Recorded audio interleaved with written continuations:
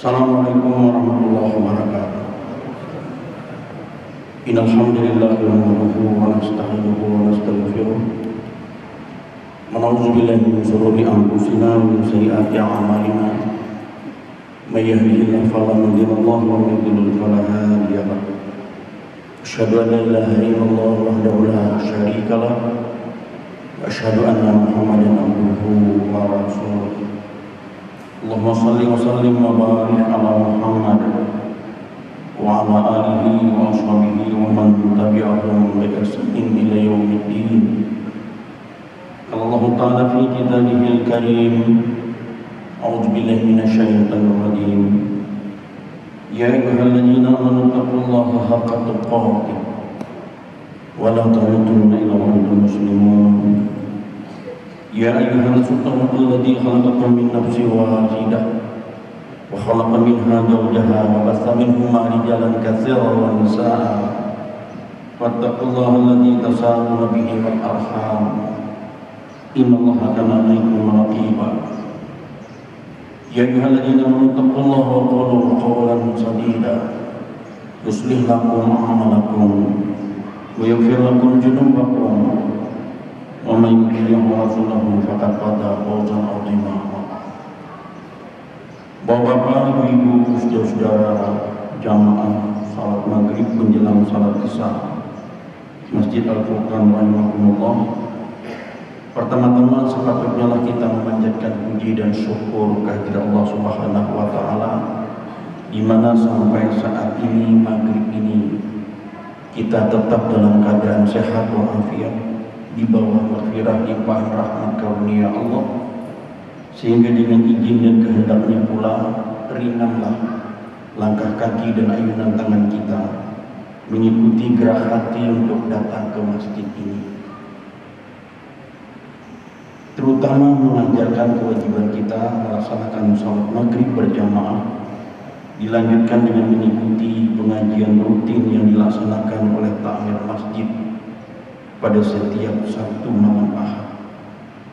Semogalah pengajian yang kita ikuti selama ini, baik dari maghrib ke maghrib, dari subuh ke subuh, benar-benar dapat menambah wawasan pemahaman kita terkait dengan masalah-masalah agama dan kehidupan, lebih-lebih yang terkait dengan masalah ibadah kita kepada Allah.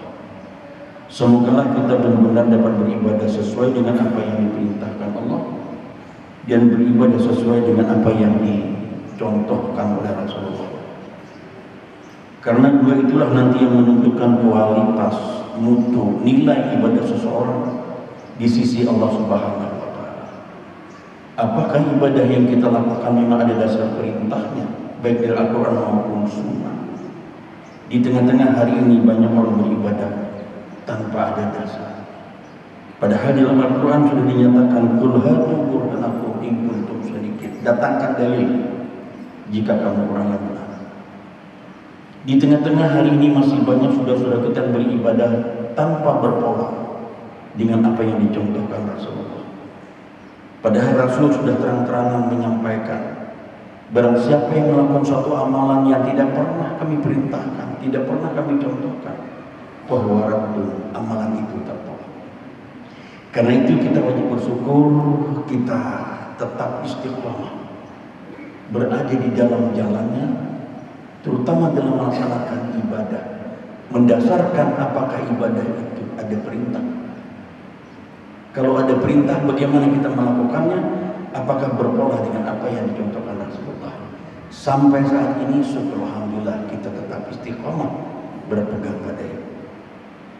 Tentulah di dalam mengawali kajian ini, di awal pembukaan tadi ada ayat berbunyi, Ya ayyuhalladzina amanu ittaqullaha haqqa tuqatih wa la tamutunna illa wa antum muslimun. Ayat ini sering dibacakan oleh para khatib dalam mengawali khutbahnya. Ayat ini pula yang sering dibacakan oleh para mubaligh di dalam mengawali ceramahnya, mengingatkan kepada kita orang yang beriman.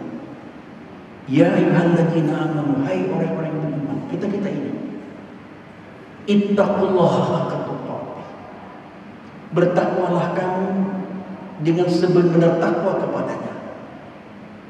Wala tamutunna illa wa antum muslimun. Jangan kamu meninggal, jangan kamu mati kecuali dalam keadaan muslim, dalam keadaan iman. Karena itu kita wajib bersyukur. Kita telah mendapat hidayah iman. Hidayah itu adalah kemuliaan yang diberikan oleh Allah kepada seseorang sebagai jalan mudah yang menuju surganya Allah. Malam ini kita mendapat hidayah ringan datang ke masjid. Masjid kita melaksanakan kewajiban kita sholat, lalu kita mengikuti takbirat. Ini adalah jalan mudah kita menuju surganya Allah. Itu hidayah. Daripada kita tinggal di rumah, apalagi di jalan, apalagi di pasar. Tidak semua orang yang hatinya tergiur dengan ke masjid ini, meski dia sehat, meski dia kuat. Mungkin dia masih berada di zona nyaman sambil nonton TV, kopi pandai panas, luar biasa. Tapi kita mendapat hidayah, mendapat kemuliaan, datang ke masjid sebagai jalan mudah menuju surga. Karena di dalam hadis Rasul, Bapak-bapak, Ibu-ibu, sering sudah kita dengar, orang yang datang ke masjid mengikuti kajian seperti ini, setidaknya ia mendapat 4 keberuntungan, nilai plusnya dibanding dulu. Pertama, turun sakinah, ketenangan di dalam hati seseorang. Sampian yang ada di sini masih tenang, damai, sakinah. Karena memang masjid diperuntukkan orang untuk berzikir, lebih khusus salat, zikir yang paling puncak. Di sini ada pengajian, di sini ada tempat orang baca Al-Quran. Suasana di masjid, suasana kita zikir kepada Allah, mengingat Allah. Tidakkah media yang paling dahsyat untuk membuat ketenangan di dalam hati itu melalui media zikir? Walladzina amanu wa tatma'innu qulubuhum bi dzikrillah. Allah bi dzikrillah tatma'innul qulub. Dan orang-orang yang beriman itu hati-hati mereka menjadi tenang, menjadi sakinah, menjadi damai dengan mengingat Allah. Allah bi dzikrillah tatma'innul qulub. Ketahuilah, hanya dengan mengingat Allah hati-hati itu menjadi tenang. Lalu yang kedua, orang yang rajin datang ke masjid ini dalam hadis Rasul itu dinyatakan dia akan mendapatkan limpahan rahmat Allah yang luasnya seluas langit dan bumi. Dan kita berharap akan rahmat Allah. Yang ketiga, orang yang hadir datang ke masjid mengikuti pengajian seperti ini kita bersama-sama dengan ribuan malaikat. Dan malaikat mengepak-ngepakkan sayapnya, tanda ia senang bersama orang-orang miskin. Dan keuntungan yang keempat, nanti kita akan dipanggil, nama-nama kita beserta dibanding kita berada di rumah, dibanding kita berada di pasar. Ini namanya hidayah. Jadi kalau kita berpayah-payah datang bersungguh-sungguh ke sini, berpayah-payah datang maghrib ke sini, itu kita ini batabas, balingai, supaya jalan kita menuju surga lempar, kada sabar, kada tagar. Karena puja Rasul, man salaka tariqan yaltamisu bihi ilman, sallallahu lahu bihi tariqan ilal jannah. Barang siapa yang menempuh jalan untuk menuntut ilmu, sallallahu bihi tariqan ilal jannah, niscaya Allah akan mudahkan baginya jalan menuju surga. Siratal mustaqim. Jadi di ujung akhir perjalanan hidup kita harus husnul khotimah. Jadi kita, ini hadis sahih, Orang yang keluar rumah menempuh jalan menuntut ilmu, kajian seperti ini, sahalallahu bihi thariqan ila jannah. Pastilah Allah mudahkan baginya jalan menuju surga. Jadi kita dibandingkan supaya jalan kita di jalan tol. Kita bersyukur bahwa kita terlahir dalam keadaan muslim. Ya mungkin orang tua kita, nenek moyang kita muslim. Syukur kita sudah mendapat hidayah iman. Kemudian kita bersyukur kita tinggal di masyarakat Banjar yang notabene masyarakat yang taat dalam beragama. Bayangkan kalau kita misalnya terlahir sebagai orang yang beriman, tapi tinggal sebagai minoritas di tengah-tengah masyarakat yang non-muslim. Mungkin tingkat ketaatan kita ya tidak semaksimal kita bisa lihat. Nah, lalu yang ketiga, kita syukur bahwa kita istiqamah termasuk golongan orang yang mengikuti manhaj, katakanlah manhaj Muhammadiyah dalam memahami agama, dalam menjalankan agama. Di kota Banjarmasin ini tercatat ada 26 masjid Muhammadiyah. Itu kan termasuk musola masjid. Ini membuat kita mudah untuk beribadah menurut manhaj yang dipahami oleh Muhammadiyah yang berpegang pada Al-Quran dan Hadis.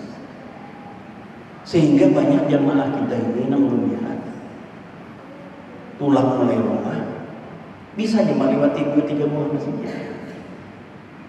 Ada jalan para masjidnya, tapi lebih senang di sini karena manhaj yang kita pedomani berpola pada apa yang diperintahkan oleh Rasul.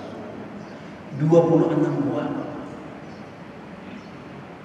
Syukur kita dibanding dengan provinsi lain, terutama di Kalimantan, tidak seperti ada di kota Banjarmasin. Tapi kesyukuran kita yang paling puncak adalah hidayah iman. Karena itu tinggal kita dalam kehidupan ini bagaimana merawat hidayah iman ini, agar kita selalu berada dalam kondisi yang puncak.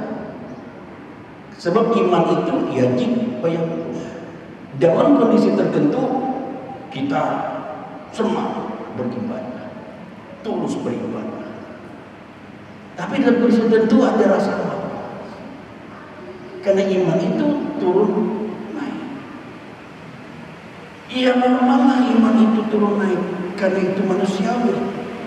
Tapi yang jangan sampai terjadi iman itu lepas. Jangan sampai itu terjadi. Itulah tadi ayat Allah, wala tamutunna illa wa antum muslimun. Jangan kamu mati, jangan kamu meninggal kecuali dalam keadaan muslim. Ini bukan persoalan remeh-temeh, bukan persoalan hati-hati kita. Dulu tahun 80-an ada ulama kita, orang banyak pindah agama masuk agama Kristen. Jadi pendeta padahal mubalik. Ada yang ingat saya tahun 80-an. Aduh, jangan itulah tadi. Karena itu maka tugas kita adalah merawat kondisi iman hidayah yang paling besar diberikan Allah ini agar dia selalu berada dalam kondisi yang puncak. Hidayah prerogatif hak Allah. Bagaimana Bapak Nabi Ibrahim berjuang memberantas kemusyrikan, mengembangkan agama tauhid, agama kebenaran, menghancurkan patung-patung menjadi sesembahan mereka dengan tangannya sendiri. Itu pun dengan pengikut yang tidak begitu banyak. Termasuk kedua orang tua Ibrahim tidak mengikuti agama Nabi Ibrahim. Orang tua. Ada nabi yang istrinya tidak mengikuti agama suaminya. Bini dan satu kali berpelajar tak kumpul sehari sama anak. Tapi istrinya tidak mengikuti agama suami. Ada nabi yang anaknya tidak mengikuti agama orang tuanya, padahal nabi. Karena ini hidayah hak prerogatif Allah. Karena kita bersyukur sudah dapat hidayah ini, tinggal kita merawat hidayah itu supaya di ujung akhir kehidupan kita hidup beserta iman, mati beserta iman, dengan membawa kalimat singkat la ilaha illallah dakhala jannah. Jadi jangan dianggap kata Bapak juga tanpa. Bayangkan Rasulullah paman beliau yang dicintai oleh Rasulullah, pamannya mencintai Rasulullah, pamannya membela Rasulullah dan memperjuangkan kalau ada serangan dari kufar Quraisy. Orang yang saling mencintai. Begitu pamannya dihamparkan menghadapi sakaratil maut, Rasulullah datang. Tapi di rumah itu sudah ada Abu Jahal, Abu Lahab, kiri kanan sudah menjerit-jerit matanya. Iya paman, ucapkan paman la ilaha illallah, tidak bergeming. Kada heran. Iya paman, ucapkan kalimat la ilaha illallah supaya ini menjadi saksi aku menghadap Allah. Kada heran. Sampai yang ketiga, rupanya kiri kanannya sudah kirim-kirim mata, berucaplah, aku hanya mengikuti agama nenekku. 3 kali Rasulullah, ya paman, katakan kalimat la ilaha illallah, ini nanti akan menjadi saksi aku menghadap. Turun ayat, innaka la tahdi man ahbabta walakinallahu yahdi man yasha. Sesungguhnya engkau tidak bisa memberikan hidayah kepada orang yang kau cintai sekali. Walakinallahu yahdi man yasha, tetapi Allah lah yang memberi hidayah kepada siapa orang yang Dia kehendaki. Nah, karena itu kita harus bisa menjaga, merawat hidayah ini yang sudah diberikan Allah kepada kita sebagai jalan mudah menuju surganya Allah. Sebab kalau tanpa iman, Bapak, apapun kebaikan yang pernah kita lakukan menjadi sia-sia.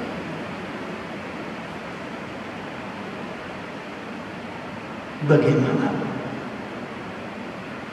seorang alim Syekh Qadir Jailani, seorang sufi yang banyak muridnya, pernah tersungkur menangis karena rada-rada khawatir bagaimana di ujung perjalanan hidup ini, apakah husnul khotimah.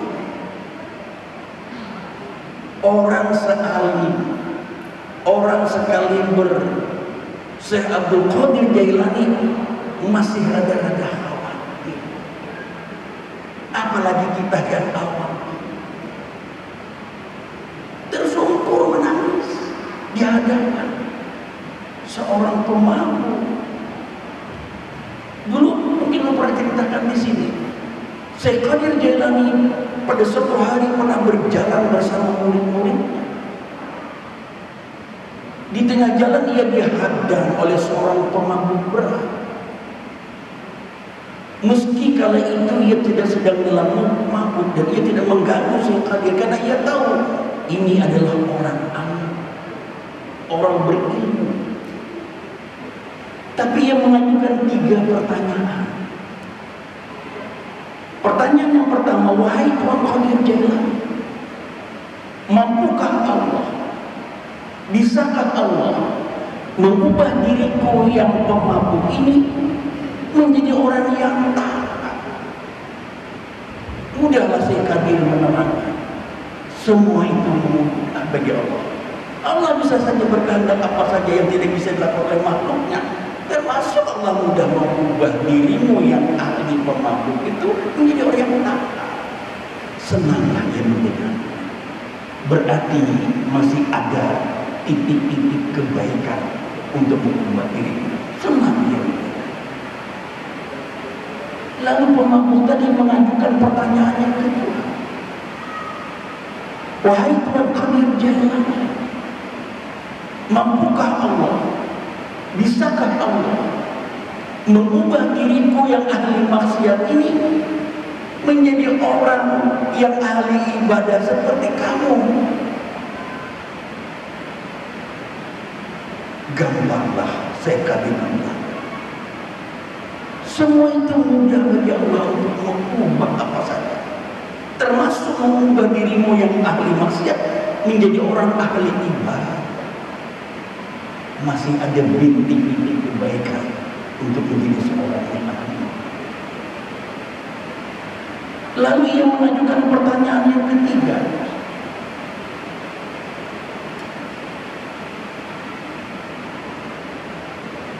Wahai Tuhan kami jalan, mampukah Allah, bisakah Allah mengubah dirimu yang ahli ibadah itu menjadi orang seperti aku yang ahli maksiat? Saya kata tidak mampu menjawab, malah tersuruh. Kan dijawab. Bapak, pertanyaan yang ketiga ini berbeda dengan yang pertama dan yang kedua. Kalau pertanyaan yang pertama dan kedua tertuju kepada diri si pemabuk tadi, tapi pertanyaan yang ketiga ditujukan kepada siapa? Wahai kafir Jailani, bisakah Allah, mampukah Allah mengubah diri sampian yang ahli ibadah itu menjadi orang seperti aku yang ahli maksiat? Menangis. Kada dijawab. Kada menjawab. Tak tahan.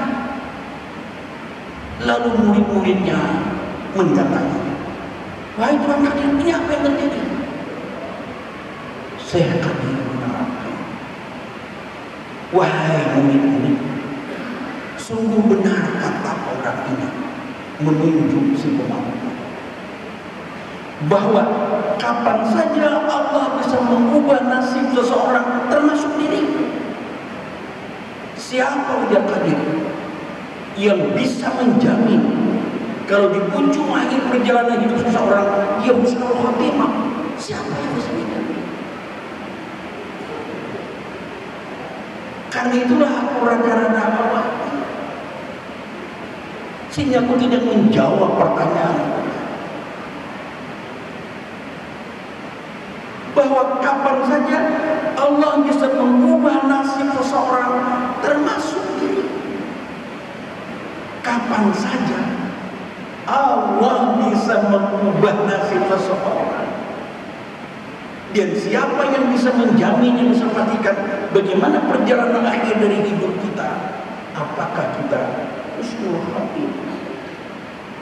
Karena itu nanti uraian ini akan memberi petunjuk kepada kita apa saja yang harus kita lakukan dalam rangka merawat hidayah ini, supaya jangan sampai ayat tadi menjadi kita lepas. Wala tamutunna illa wa antum muslimun. Jangan kamu meninggal, jangan kamu mati kecuali dalam keadaan muslim.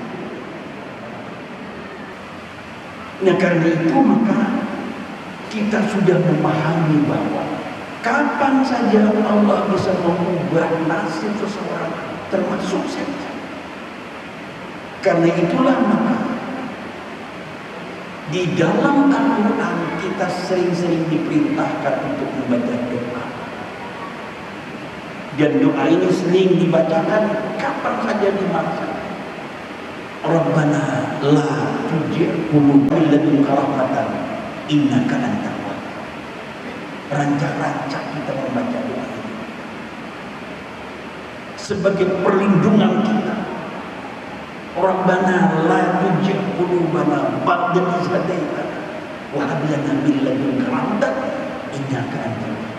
Rabbana, wahai Tuhan kami, la tujih qulubana, jangan kau palingkan hati kami setelah kepada kesesatan, ba'da idh hadaitana, setelah kau berikan hidayah kepada kami.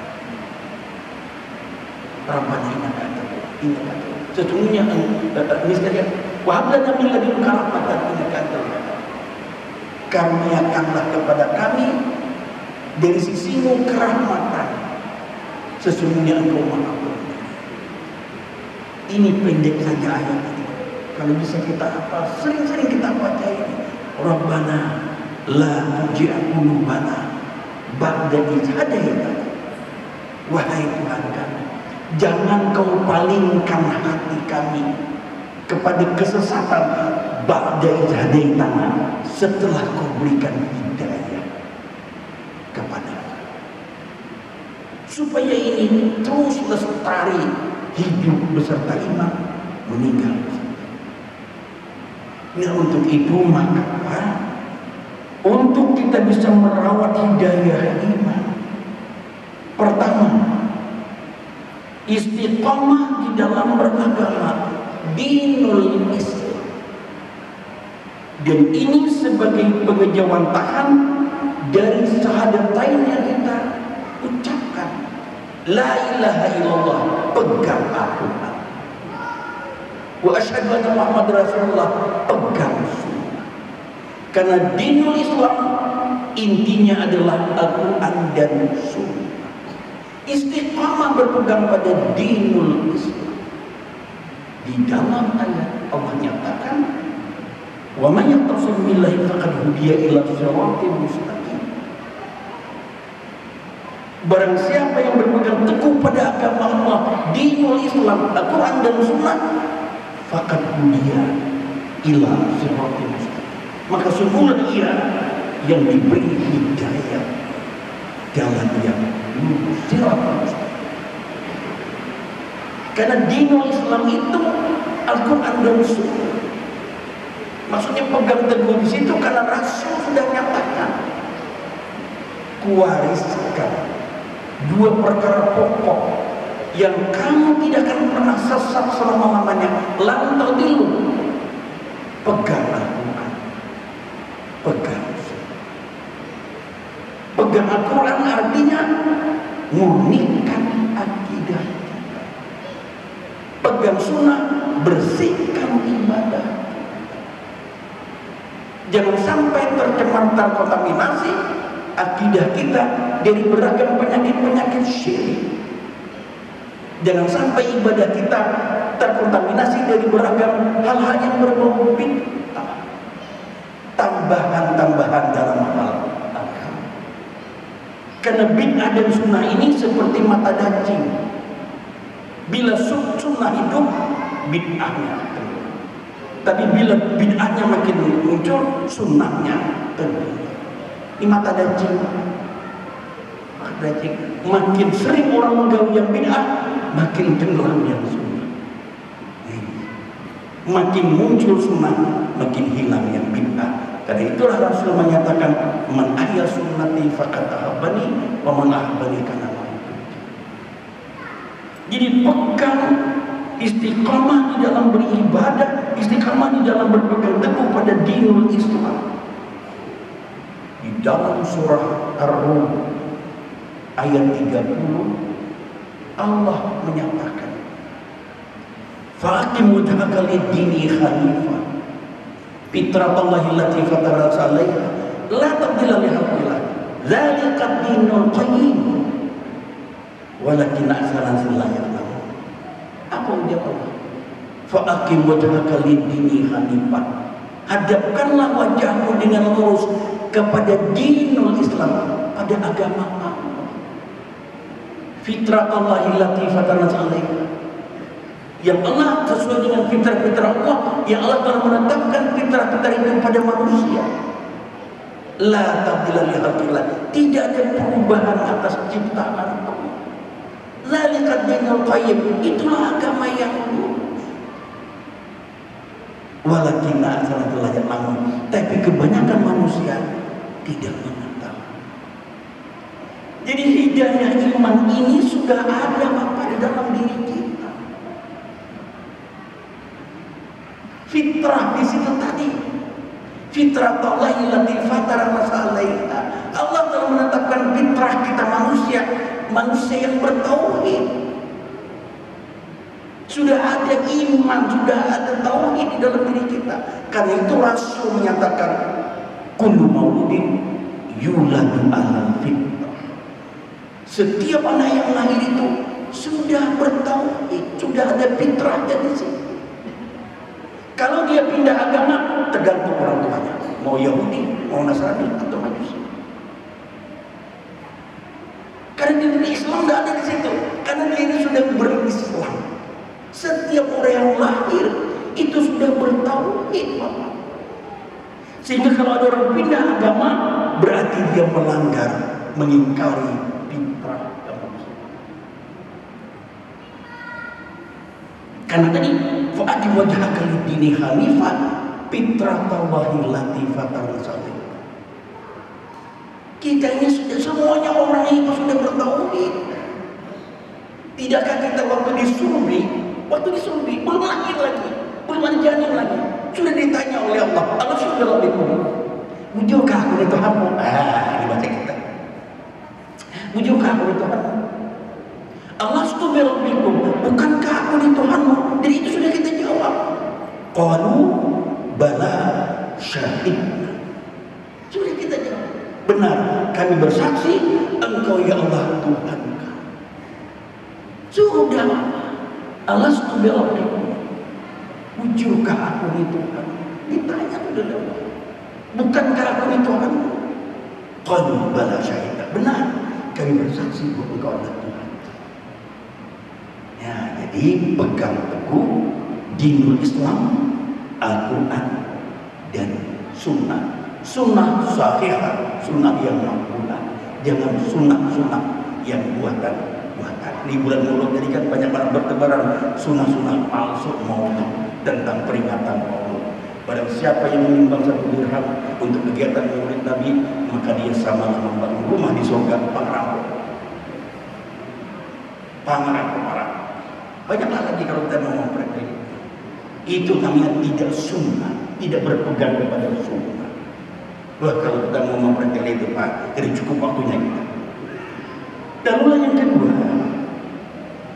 agar hidayah iman tetap selalu menyertai kita, orang merasa mudah dalam beribadah, lezat dalam beribadah, merasa nikmat dalam beribadah, tulus semata-mata karena Allah. Wa ma umiru illa liya'budullaha mukhlisina lahu din. Tidaklah kamu itu diperintahkan beribadah kecuali dengan ketulusan. Jadi orang nanti mudah mendapatkan hidayah Allah, merawat hidayah Allah, dia merasa nikmat dalam beribadah. Jadi beribadah itu kadang semacam kewajiban, tapi sudah menjadi keperluan. Tidak ada rasa beban badan beribadah. Ini jangan seminggu lagi bulan puasa. Aduh ini kayak apa nih, makan kali kadang ngambing lagi nih, ngalih bolu kayak apa nih, mainlah bulan puasa seminggu lagi nih. Nah ini sepertinya bulan Ramadan ada. Nah ini belum lagi nih. Mestinya kita menyambut tibanya marhaban ya Ramadan, bulan yang penuh berkah, bulan penuh nikmat. Senang kita, tapi masih ada beban. Iya sekali pulang baru pulang ini. Iya pulang ini lapar pulang tarawih. Begitu aja berkumandang, segera lepaskan semua. Kan itu nikmat. Jangan kaina. Habis waktunya menggawi Bang Johor, tapi di rumah sudah. Habis sembahyang Johor, aja pulang. Seorang itu sembahyang Johor jam 3 seperempat. Tersambut Johor asar. Majin di sana. Nah, jadi merasa nikmat, lezat kita dalam beribadah. Alhamdulillah jamaah kita di sini belum merasakan ini, merasa nikmat beribadah. Apalagi sudah subuh Jumat. Wah, ini sampai 3-4 saat masa. Karena subuh Jumat tuh berkehendak banget kita biar imam baca surah sajadah. Jangan imam baca surah Al-Insan. Kenapa? Karena kita merasa jangan imam dia lapasnya.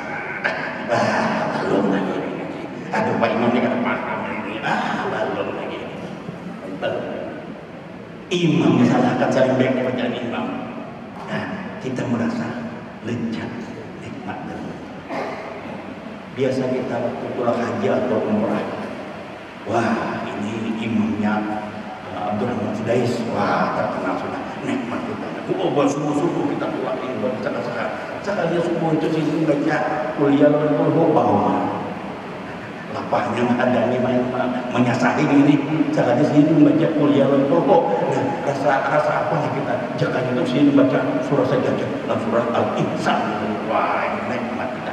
Nah, ini tumbuhkan rasa nikmat kita dalam hidup ini pada apa lagi nih marah dan sempat lagi kita nanti kapan-kapan kita lanjutkan upaya kita merawat hidayah iman supaya di ujung perjalanan hidup kita husnul khotimah dengan menggenggam kalimat la ilaha illallah dakhalal jannah, hidup beserta iman, mati beserta subhanallah wa bihamdika asyhadu an la ilaha illa anta astaghfiruka wa atubu ilaik. Assalamualaikum warahmatullahi wabarakatuh.